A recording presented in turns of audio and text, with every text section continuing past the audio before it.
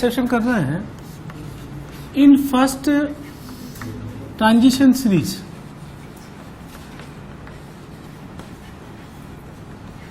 Ionisation energy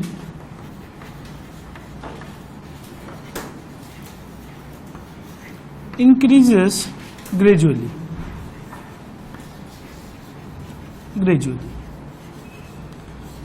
का मतलब यह है कि धीरे धीरे करके आयोनाइजेशन एनर्जी बढ़ने वाली है। ठीक है, अब इसका कारण क्या है वो समझो। रीजन हम इसका ये देंगे कि न्यू इलेक्ट्रॉन एंटर्स इनटू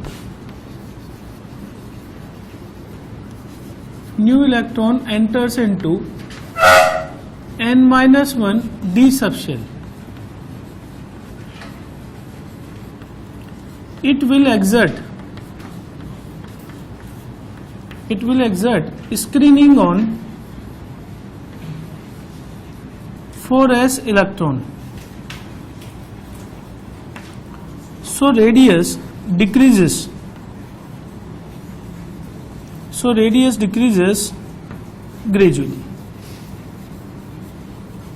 यानी शॉर्ट में ये वाली चीज है ना किससे जुड़ी हुई है, ये जुड़ी हुई रेडियस से। जब हम ट्रांजिशन सीरीज में इधर जा रहे हैं लेफ्ट टू राइट, तो हमने बोला था कि रेडियस डिक्रीज करती है ग्रेजुअली। हमने कहा था कि ग्रेजुअली डिक्रीज करी, उसके बाद कांस्टेंट हुई, उसके बाद बढ़ गई, ऐसा कर्व था। आयोनाइजेशन एनर्जी में हमें बोलेंगे चूंकि रेडियस ग्रेजुअली डिक्रीज कर रही है, इसलिए आयोनाइजेशन एनर्जी ग्रेजुअली इंक्रीज करेगी। ग्रेजुअली मतलब ये है थोड़ी थोड़ी करके वैल्यू, सडन इंक्रीज नहीं है। वो लगभग ऐसा है कि जैसे सपोज करो कर्व में बनाऊं तो ऐसे धीरे धीरे करके एकदम से इंक्रीज हो, वो नहीं हो रहा है, ग्रेजुअली इंक्रीज कर रही है। ठीक, और उसका कारण अपन ने क्या बोल दिया कि न्यू इलेक्ट्रॉन एंटर्स, जो रेडियस का एक्सेप्शन ना वही है, क्योंकि radius decreases gradually because new electron enters into n-1 d subshell। तो आने वाला नया इलेक्ट्रॉन कहां पर है, जिसे रेडियस को डिसाइड करने वाला 4s है, अंदर n-1 है और ये न्यूक्लियस है। तो इस इलेक्ट्रॉन पे अट्रैक्शन है, लेकिन न्यू इलेक्ट्रॉन कहां आ रहा है, n-1 d में। तो ये इलेक्ट्रॉन जब यहां आएगा तो ये इस पर रिपल्शन लगाएगा, तो रिपल्शन की वजह से रेडियस क्या हो जाएगी, कम तो होगी पर उतनी ज्यादा कम नहीं होगी। ये अपन कर चुके हैं ऑलरेडी, रेडियस से रिलेट करके। ठीक, इसमें एक इंपॉर्टेंट बात यह है कि मैंने रेडियस के लिए बात करी थी कि radius of zinc is greater then radius of copper. सही है, ये याद होगा सबको। कर्व कैसे जा रहा था, डिक्रीज किया, कांस्टेंट हुआ, फिर बढ़ गया। जिंक में बढ़ने की वजह हमने क्या बोली थी कि n-1 d सबशेल में बहुत ज्यादा इलेक्ट्रॉन आ गए हैं, बहुत ज्यादा, इतने ज्यादा D10 भरा हुआ है, इतने ज्यादा इलेक्ट्रॉन है कि इनका रिपल्शन बहुत ज्यादा हो जाता है, तो रेडियस कम होने की बजाय बढ़ने लग जाती। ये तो ठीक है। अब अगर बच्चे से आई पूछा जाए तो I zinc is greater than I of copper. अब देखिए यहां गलती हो सकती थी बच्चे से, कैसे कि रेडियस के हिसाब से सोचता तो उल्टा रिलेशन होता है ना, रेडियस के हिसाब से इसका आई कम आना चाहिए था, लेकिन प्रैक्टिकल डेटा किसको सजेस्ट करता है कि जिंक का ज्यादा है। अब ये तो हमें याद रखना पड़ेगा, इसमें भी एक्सेप्शन हो गया है, और इसका रीजन क्या होता है वो समझा रहा हूं। आई का जो है 3d10 4s2 कॉन्फ़िगरेशन होगा और कॉपर का होगा 3d10 4s1। ये पूरी तरीके से भरा हुआ है। अगर ये पूरी तरीके से भरा हुआ है तो ये फुली फिल्ड होने की वजह से ये स्ट्रक्चर ज्यादा स्टेबल होना चाहिए, और जब ज्यादा स्टेबल होगा तो आयोनाइजेशन एनर्जी की वैल्यू ज्यादा होगी। तो रीजन हम इसको किसका दे रहे हैं, ज्यादा स्टेबल स्ट्रक्चर। रेडियस से नहीं देखेंगे, रेडियस से देखेंगे तो उल्टा आंसर आ जाएगा। तो ये याद करना है, और उसका रीजन ये याद आता है कि क्रोमियम और मैग्नीज में किसका आई ज्यादा होगा। तो मैं कॉन्फ़िगरेशन लिख लूं इसका 3d5 4s1 और इसके 3d5 4s2। ये पूरा भरा हुआ है s, और ये आधा भरा हुआ है, ये आधा भरा हुआ है, लेकिन s के केस में फुली फिल्ड हाफ फिल्ड नहीं होता है। तो इस केस में मैं कहूंगा कि ये स्ट्रक्चर एक तरह से फुली फिल्ड जैसा है, सॉरी ये स्ट्रक्चर क्या हो गया, हाफ फिल्ड। और हाफ फील्ड है साथ में, ये दोनों हाफ फील्ड है एस, लेकिन इसमें पूरा भरा हुआ है, ये फुली फिल्ड। तो अगर मैं एक एक ऑर्बिटल को यहाँ सब शेल को कंपेयर करूं तो इट लुक्स मोर स्टेबल, और मोर स्टेबल होगा तो इसका मतलब आई की वैल्यू mn की क्या होगी, ज्यादा होगी। दोनों D5 हैं, ठीक है ना, तो इसलिए ज्यादा स्टेबल किसको माना अपन ने, mn। वही रीजन है जो उधर दिया है। ठीक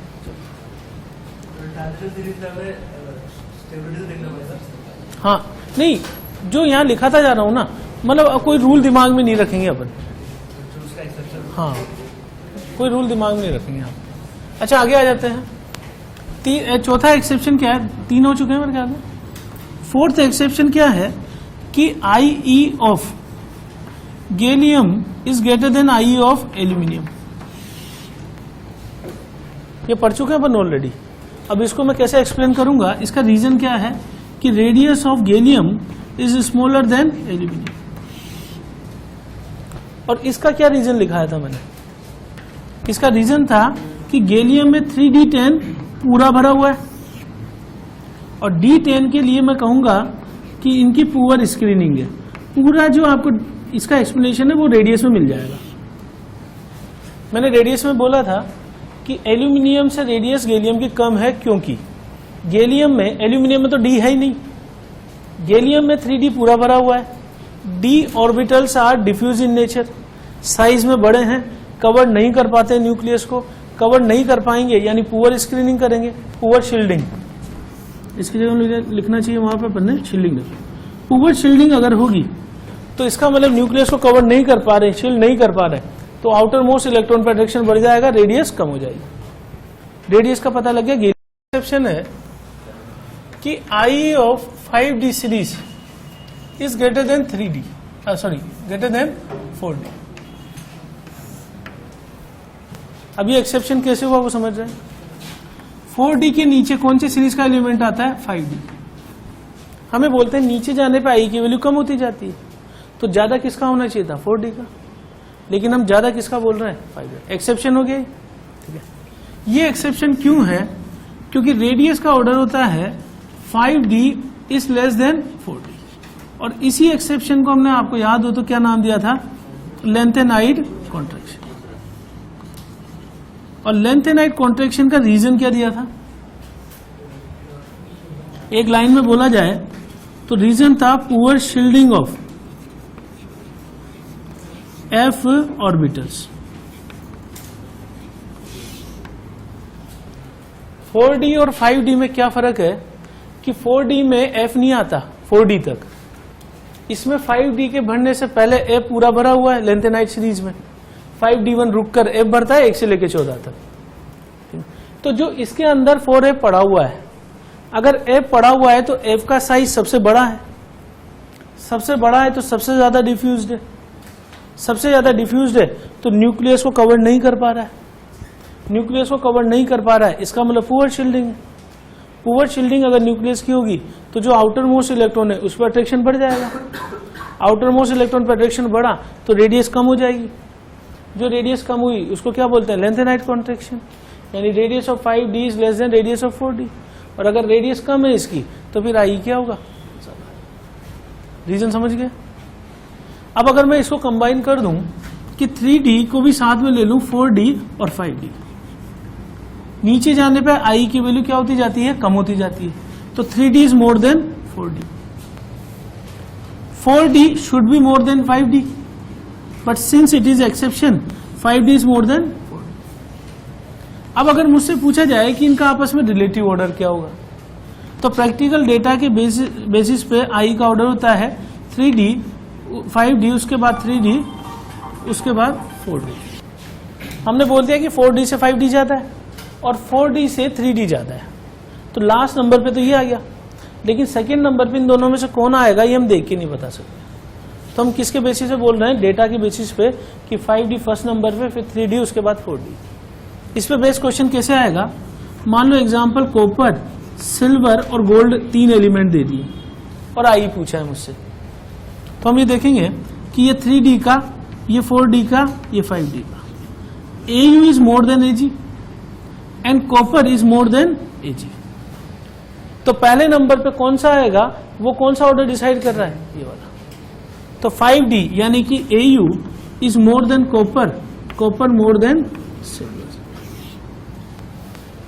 बात समझिए, 5D more than 3D more than 4D, तो लास्ट नंबर पे कौन सा आ रहा है 4D, ये एक्सेप्शन होगा। देखो अगर हम, ये सब हमारी सिलेबस का पार्ट है actually, boron family, carbon family, nitrogen family, oxygen family, halogen, अलग अलग चैप्टर है अपने 11th और 12th में। ये दोनों अपने 11th का पार्ट है और ये 12th का पार्ट है, ठीक है। आयनाइजेशन एनर्जी का जनरल ट्रेंड ये है कि नीचे जाने पर आयनाइजेशन एनर्जी डिक्रीज करती जाती है। अब हमें एक्सेप्शन जो है वो कहाँ दिखाई दे रहे हैं वो देख लेते हैं। एक्सेप्शन तो जो है, एक तो मुझे यहां दिखाई दिया है कि गैलियम ग्रेटर देन एल्यूमिनियम, एक एक्सेप्शन यहां दिखा, एक एक्सेप्शन यहां भी दिखा। कैसे? Boron, aluminium, gallium, indium, thallium. Thallium सबसे नीचे आ रहा है ना, तो सबसे कम होना चाहिए था, ये इस पोजीशन पे होना चाहिए था, लेकिन एक एक्सेप्शन ये आ गया। और एक्सेप्शन देखो मैं, carbon, silicon, germanium, tin, lead, यानी कि एक एक्सेप्शन इन दोनों में आ गया, ठीक है। उसके अलावा बाकी में कोई एक्सेप्शन नहीं है बाकी फैमिलीज में। Nitrogen, phosphorus, arsenic, antimony, bismuth, oxygen, sulphur, selenium, tellurium, polonium, fluorine, chlorine, bromine, iodine. अब देख लीजिए जो जनरल ट्रेंड है, अब आपको ये चीज समझ में आएगी कि पीरियोडिक टेबल जो है वो समाव याद करने वाला भी चैप्टर है। अगर मैं एक ही रूल से सारों को एक्सप्लेन करना चाहूं तो थोड़े कर पाऊंगा। अगर जेई पूछता है कि ये बताइए आई का ऑर्डर, ये सारे किसके ऑर्डर हैं? आई। तो यहां तो बच्चे से गलती नहीं होगी तीनों में, लेकिन इन दोनों में गलती हो सकती है ना। और इन दोनों में भी एक्सप्लेनेशन सब जगह सेम नहीं है, कि जैसे जो ट्रेंड इसका है कि इसका लास्ट वाला दूसरे नंबर पे आ गया, इसमें लास्ट वाला एलिमेंट कौन से नंबर पे आ रहा है? चौथे नंबर पे। तो अब ये थोड़े देख सकते हैं अपन ये सारी वैल्यूज किसके बेसिस पे? डेटा बेसिस पे, ठीक है। लेकिन हम कोशिश कर सकते हैं कि ये ऐसा ज्यादा क्यों हो गया। तो उसमें सबसे पहला गैलियम और एल्यूमिनियम वाला एक्सेप्शन समझा चुका हूं मैं ऑलरेडी, ये तो ठीक है। थेलियम जो है वो एकदम ट्रांजिशन एलिमेंट खत्म होती है उसके जस्ट पास वाला है, ठीक है। लेंथेनाइट कॉन्ट्रैक्शन वाली सीरीज जो खत्म होगी उसके जस्ट बाद थेलियम आता है। तो लेंथेनाइट कॉन्ट्रैक्शन एक डोमिनेटिंग फैक्टर है कि एकदम से क्या होता है, आई बढ़ता है 5D का, तो उस 5D के जस्ट बगल में ये वाला एलिमेंट, तो वो इफेक्ट यहां तक चलेगा और वो थेलियम को दूसरे नंबर पे ला देता है उस इफेक्ट की वजह से। लेकिन मैं जैसे उसे अगले वाली फैमिली में आऊंगा तो वहां पर ये इफेक्ट इतना डोमिनेटिंग नहीं है। लेंथेनाइट कॉन्ट्रैक्शन मतलब आप, मैं क्या चीज समझा रहा हूं कि यहां से जैसे मान लो मैं 5D सीरीज के बारे में बात कर रहा हूं, यहां खत्म होते ही कौन सा एलिमेंट आता है? थेलियम, और थेलियम के बाद खत्म होते ही कौन सा एलिमेंट आता है? लेड।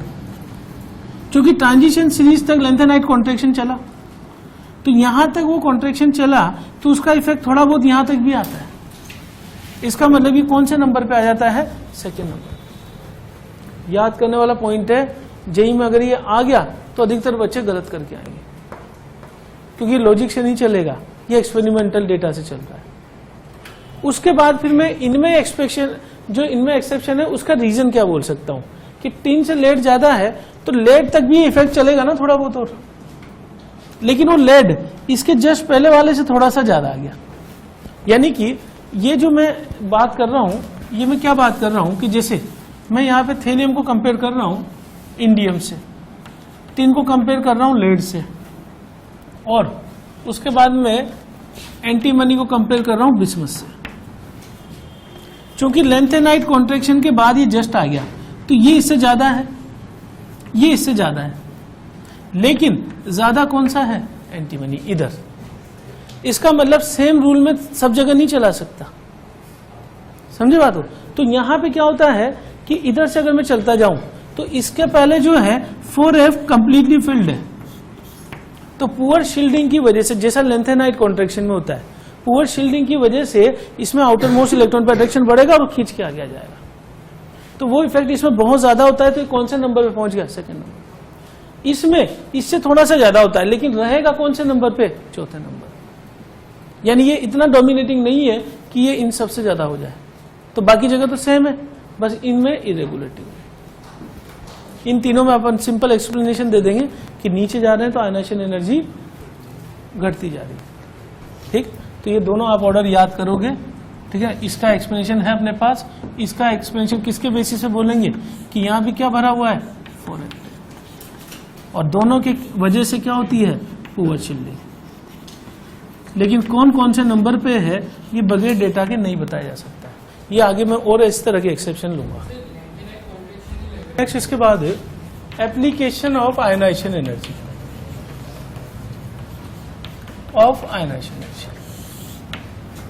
सबसे पहला एप्लीकेशन है मेटेलिक करेक्टर।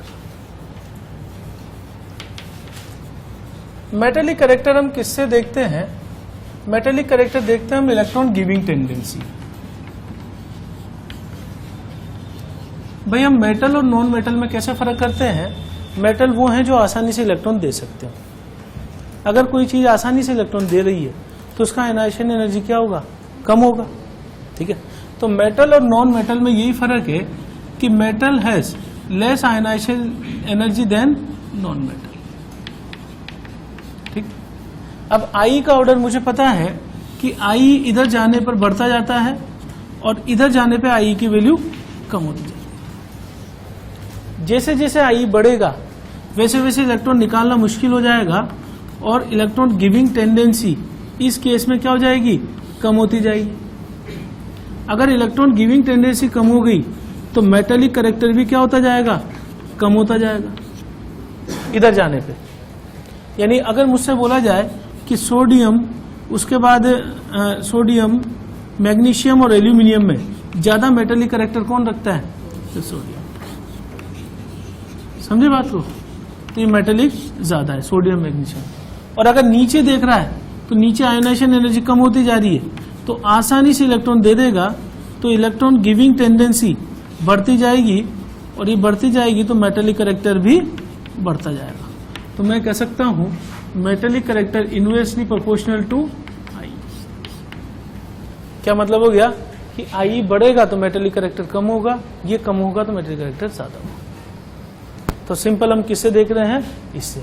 यानी कि अगर मैं कंपेयर कर लूं लिथियम, सोडियम, पोटेशियम में तो मेटेलिक करेक्टर नीचे जाने पे बढ़ता जाएगा। समझ गए बात को? है ना?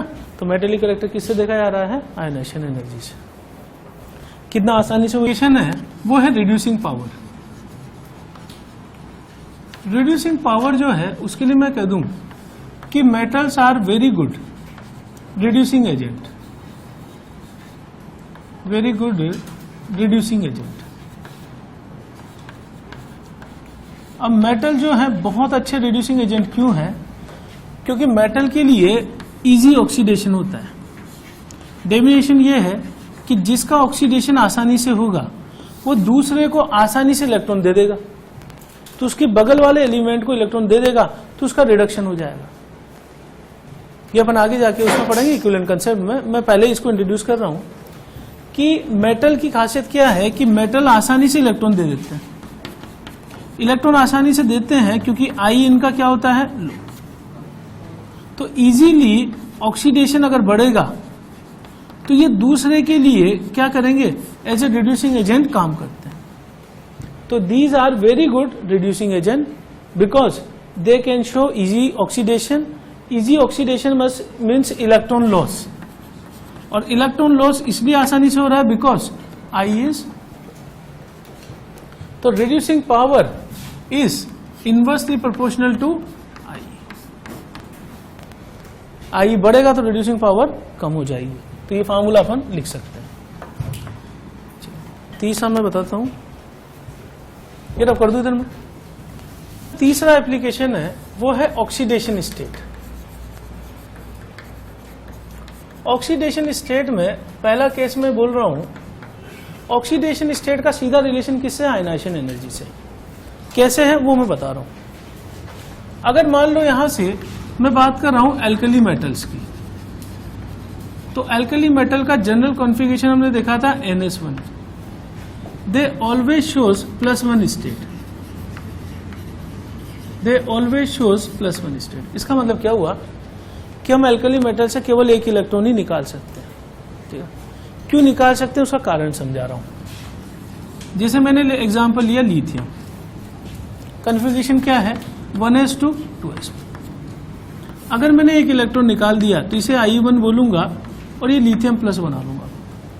कौन सी स्टेट में आ गया ये? +1 स्टेट। कॉन्फ़िगरेशन क्या हो गया? 1s2। 1s2 कॉन्फ़िगरेशन कैसा है? हीलियम जैसा। और पीरियोडिक टेबल में आयनाइजेशन एनर्जी मैक्सिमम किसकी है? बताइए कि नहीं बताइए? मैंने लास्ट क्लास में आई मैक्सिमम किसका होगा ये नहीं बताया था? आई किसका मैक्सिमम होगा? जो इधर वाला एलिमेंट होगा, नीचे जाने पे तो कम होती जा रही है ना। तो यहां जो लास्ट में एलिमेंट है वो कौन सा है? हीलियम। तो हीलियम के लिए मैक्सिमम आयनाइजेशन एनर्जी होती है पूरी पीरियोडिक टेबल में। अब आप ये देखो कि एक इलेक्ट्रॉन लूज करके ये हीलियम लाइक बन गया, यानी कैसा बन गया? Noble gas. और जब भी कोई एलिमेंट नोबल गैस जैसा बन जाएगा, द एलिमेंट बिकम्स स्टेबल। अगर एलिमेंट स्टेबल हो गया तो क्या मैं इलेक्ट्रॉन आसानी से निकाल सकता हूं? नहीं। इसका मतलब इसका I1 जो है बहुत ज्यादा हाई होगा। I2 बहुत ज्यादा हाई। तो डेटा वाइज ये होता है कि I1 is less than I2। इसका मतलब ये हुआ कि removal of second electron is difficult.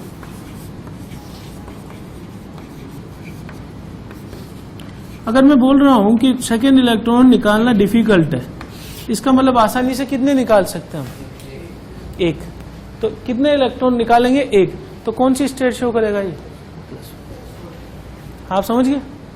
इसका एक और जैसे एक्सप्लेनेशन बोलूं मैं तो ये है कि आफ्टर एक थोड़ी सी और एक्सप्लेनेशन बॉन्डिंग के हिसाब से बोल रहा हूं कि alkali metal contains only 1 valency electron in outer most shell. After removal of 1 electron it attains configuration like noble gas. ठीक है। So removal of second electron is difficult, so they can show only +1 state. जितने भी alkali metal है उनके जो nature में compound मिले हैं वो सारे के सारे कौन से स्टेट में है? +1 स्टेट। ये बात समझ आ गई सब लोगों को? किसके बेसिस पे बोला जा रहा है? आई के बेसिस पे। कि अल्कलाइन जो अर्थ मेटल होते हैं, alkaline earth metal always shows +2 state, oxidation state +2। कौन कौन से अल्कलाइन अर्थ मेटल है? Beryllium, magnesium, calcium, strontium, barium. सारे के सारे जो कंपाउंड बनाते हैं कौन से स्टेट में पाए जाते हैं? +2। अब इसका रीजन क्या है? रीजन है इसका कॉन्फ़िगरेशन क्या होता है? NH2। यानी कि इसके आउटर मोस्ट शेल में 2 इलेक्ट्रॉन है, तो मैं मैक्सिमम कितने निकाल सकता हूं? 2 इलेक्ट्रॉन। जैसे मैं 2 इलेक्ट्रॉन निकाल दूंगा, इसका कॉन्फ़िगरेशन कैसा हो जाएगा? नियरेस्ट नोबल गैस जैसा। बेरिलियम से 2 इलेक्ट्रॉन निकाल दूंगा तो हीलियम जैसा हो जाएगा। तो जैसे ही 2 इलेक्ट्रॉन निकाले, दे अटेन्स स्टेबल कॉन्फ़िगरेशन। और स्टेबल कॉन्फ़िगरेशन होते हैं क्या हो जाएगा? Removal of 3rd electron becomes difficult. तो हम रुकेंगे कहां तक? सेकेंड तक। यानी कैसे? बेरिलियम का कॉन्फ़िगरेशन है 1s2 2s2। आपने एक इलेक्ट्रॉन निकाला, क्या बनाया? B+। क्या कॉन्फ़िगरेशन आ गया? 1s2 2s2। उसके बाद एक और निकाला, बेरिलियम +2, कॉन्फ़िगरेशन आ गया 1s2। उसके बाद एक और निकाला, बेरिलियम +3, कॉन्फ़िगरेशन या 1s1। पहले इलेक्ट्रॉन को निकालते समय जो एनर्जी देनी पड़ी उसे बोलेंगे I1, दूसरे के समय I2, तीसरे के समय I3। अब मुझे बताइए I1 बड़ा होगा या I2 बड़ा होगा? बोलो। I2 हमेशा बड़ा होगा I1 से। ये मैंने लिखा दिया पहली क्लास में, कोई एक्सेप्शन नहीं है इसका। यानी कि I1 less than I2, but I2 से बहुत ज्यादा है I3। क्यों? क्योंकि ये कॉन्फ़िगरेशन कैसा हो गया? स्टेबल। और स्टेबल हो गया तो it is less than I3। तो data wise I3 is very high in compare to I2। तो जनरल कंडीशन में हम कितने इलेक्ट्रॉन निकाल पाएंगे? 2। यानी removal of 3rd electron is difficult. यानी हम रीजन लिखेंगे, removal of 3rd electron is difficult.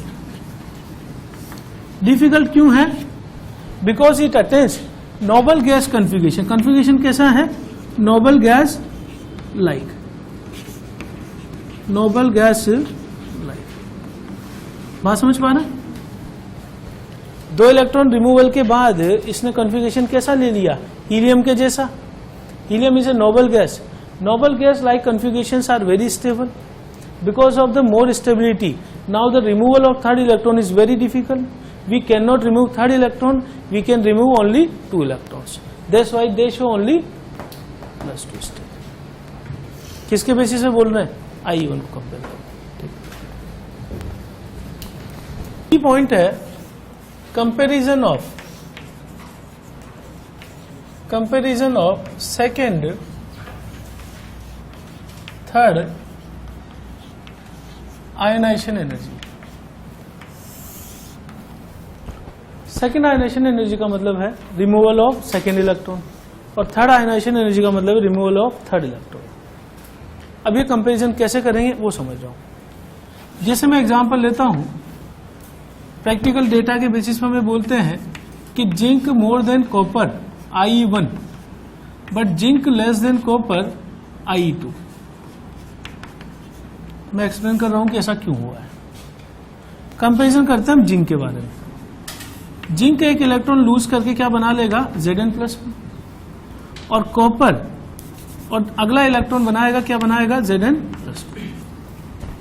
Copper से एक इलेक्ट्रॉन निकाला, कॉपर +1, और यहां से कॉपर +2. जब हम जिंक से पहला इलेक्ट्रॉन निकाल रहे हैं तो इसको बोलेंगे IE1. दूसरा निकाल रहे हैं, क्या बोलेंगे?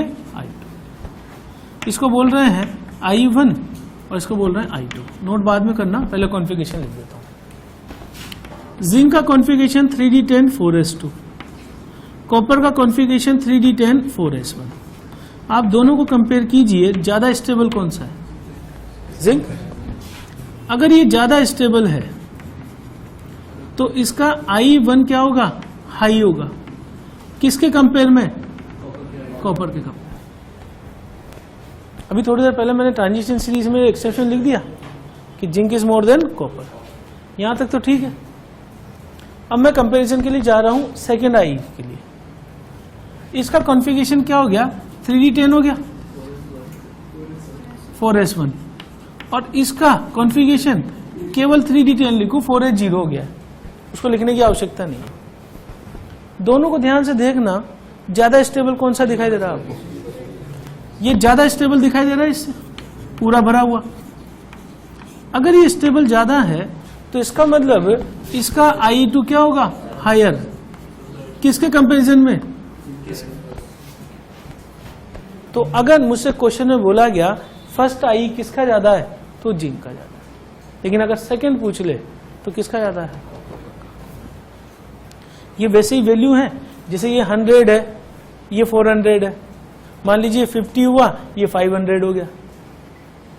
ठीक है, ये 400, ये 500, ये 100, ये 50. तो डेटा के बेसिस पे ये ऑर्डर आता है. रीजन समझ में आ गया? जो रीजन जहां समझाया जा रहा है वहीं के लिए याद करना है. हम पीरियोडिक टेबल में टूल्स नहीं पढ़ रहे हैं कि हमारे पास आ गया स्टेबिलिटी, हम कहीं भी लगा दें.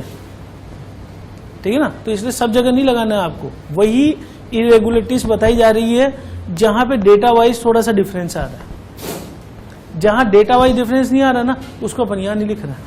ठीक है? तो क्वेश्चन में लिख रहा हूं कि Mn greater than chromium IE1 but Mn less than chromium IE2. अब ध्यान से देखना एक्सेप्शन कैसे है. Mn का कॉन्फ़िगरेशन 3d5 4s2, क्रोमियम का कॉन्फ़िगरेशन 3d5 4s1. आप ये बताइए कौन सा ज्यादा स्टेबल दिखाई दे रहा है? ये ज्यादा स्टेबल है. इसका मतलब यहां से मैं पहला इलेक्ट्रॉन निकालूं तो इसका I1 और इससे पहला इलेक्ट्रॉन निकालूं इसका I1, तो ज्यादा कौन सा होगा कंपैरेटिवली? इसलिए मैंने ऑर्डर क्या लिखा. अब मैं यहां से दूसरा इलेक्ट्रॉन निकालने जा रहा हूं. इसका कॉन्फ़िगरेशन है 3d5 4s1, इसका कॉन्फ़िगरेशन है 3d5 केवल Cr+2. ये IE2 ये I2। अब आप इन दोनों कॉन्फ़िगरेशन को देखो, ज्यादा स्टेबल कौन सा दिखाई दे रहा है? ये स्टेबल है, इसका मतलब क्या होगा कि यहां से I2 क्या होगा? हायर। तो बच्चा यहां गलती कर सकता है ना, बोलो। और अपन ऐसे एग्जांपल लेते हैं जहां गलती होने के चांसेस। हम I3, I4, I5 सब कंपेयर कर सकते हैं, पर उसके पहले मैं एक रिजल्ट लिख रहा हूं कि lithium less than boron, less than beryllium, less than carbon, less than oxygen, less than nitrogen, less than fluorine, less than neon. ये ऑर्डर है I1 का। इसमें एक्सेप्शन कहाँ कहाँ है? बोरोन, बेरिलियम में, ऑक्सीजन, नाइट्रोजन, ये हम पढ़ चुके हैं ऑलरेडी। ये ऑर्डर आपको दिमाग में रखना है, ठीक है। अब मैं क्या कंपैरिजन करने जा रहा हूं नाइट्रोजन और ऑक्सीजन के बीच में। Compare I1, I2, I3, I4 of nitrogen and oxygen. ये दो एलिमेंट दे दिए। देखो कंपैरिजन कैसे करने वाले हैं, ध्यान से देखना। मैं नाइट्रोजन से पहले बना लूं N+, इसको क्या बोलूंगा? I1। फिर मैं बना लूं N+2, इसको क्या बोलूंगा? I2। फिर मैं बना लूं N+3, इसको बोलूंगा मैं I3। और उसके बाद N+4 बनाऊं, इसको बोलूंगा I4। ठीक। यहां ऑक्सीजन से मैंने पहले बनाया O+, I1। यहां से मैंने बनाया O+2, I2। फिर यहां से मैंने बनाया O+3, IE3। और फिर O+4, IE4। इसको इसके साथ कंपैरिजन करूं तो कॉन्फ़िगरेशन लिखते हैं अपन। नाइट्रोजन का कॉन्फ़िगरेशन 3p3, इसका 3p4। कौन सा ज्यादा स्टेबल है? Sorry 2p3, 2p4। कौन सा ज्यादा स्टेबल है? क्यों स्टेबल है भाई? इसका मतलब IE1 किसका बड़ा है? Nitrogen greater than oxygen. यहां तक तो ठीक है।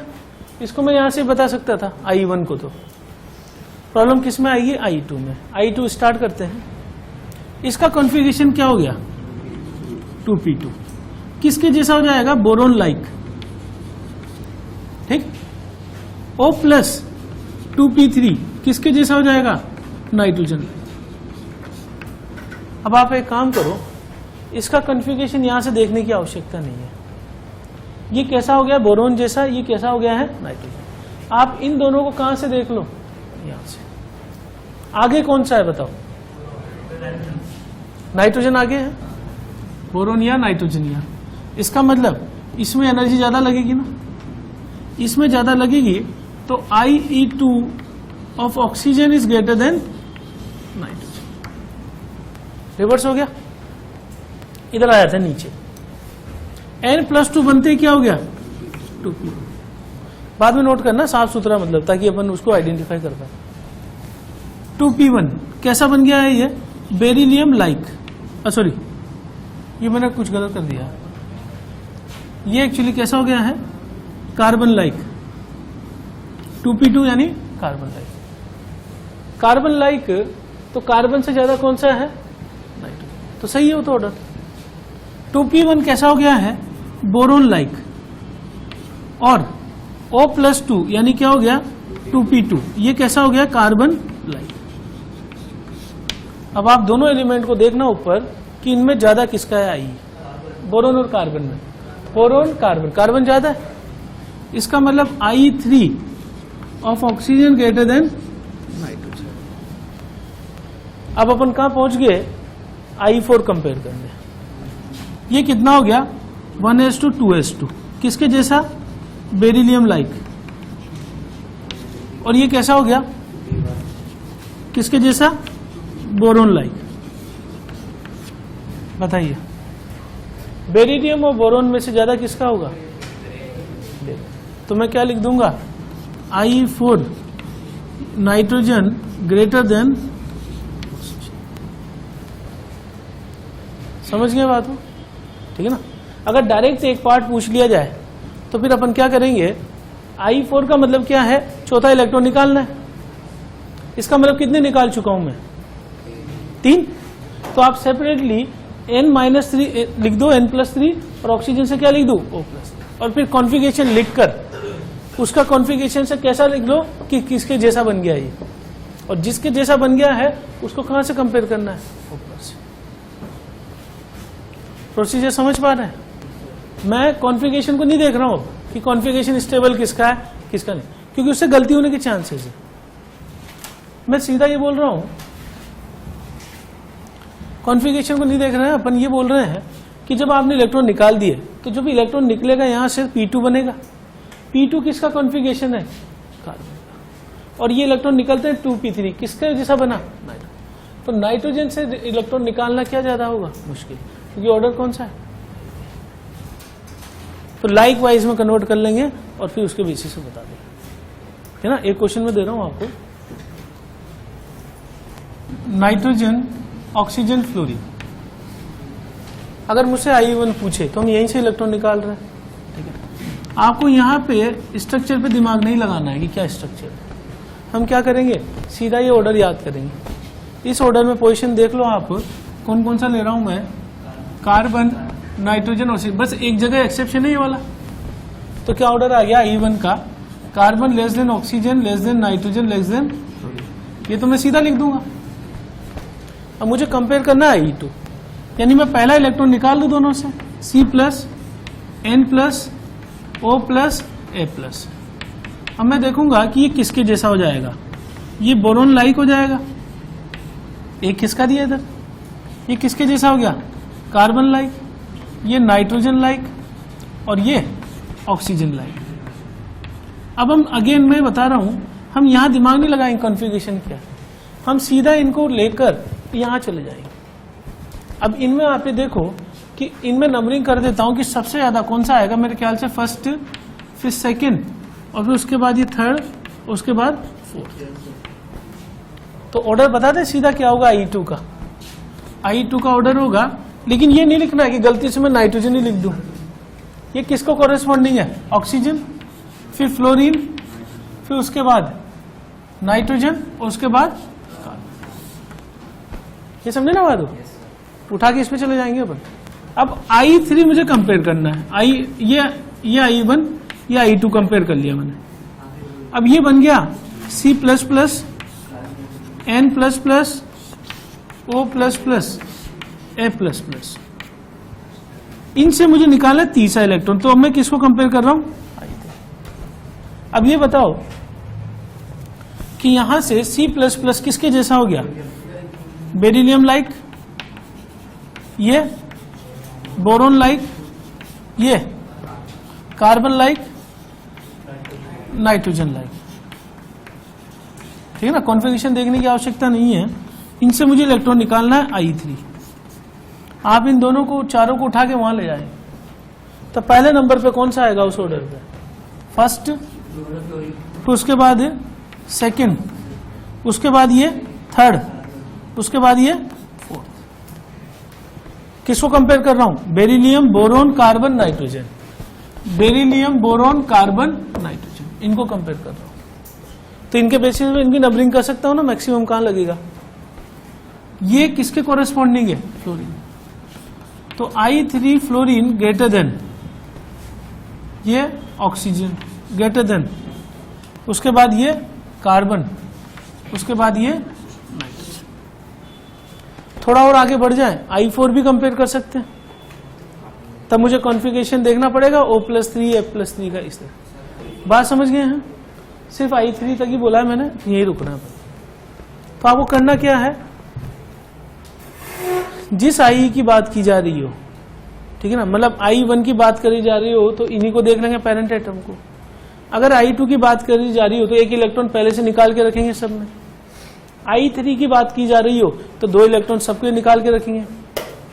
इलेक्ट्रॉन निकालने के बाद अपन देखेंगे वो कॉन्फ़िगरेशन कैसा हो गया। कॉन्फ़िगरेशन अगर मुझे पता लग गया कि ये नाइट्रोजन, ये कार्बन, ये बोरोन, ये बेरिलियम, तो मैं इन चारों एलिमेंट को कहां पे देखूंगा? इस मेन ऑर्डर में। यहां पोजीशन देख के यहां पोजीशन लिख लूंगा मैं। सबसे ज्यादा nitrogen, second, third, fourth. Exception का ध्यान रखना है, beryllium is more than boron. और फिर इनको कॉरेस्पॉन्डिंग अपन देख लेंगे कि ये किस किस से बने हुए हैं, ठीक है ना। तो I1 I2 I3 कंपेयर, यही रोक रहे हैं।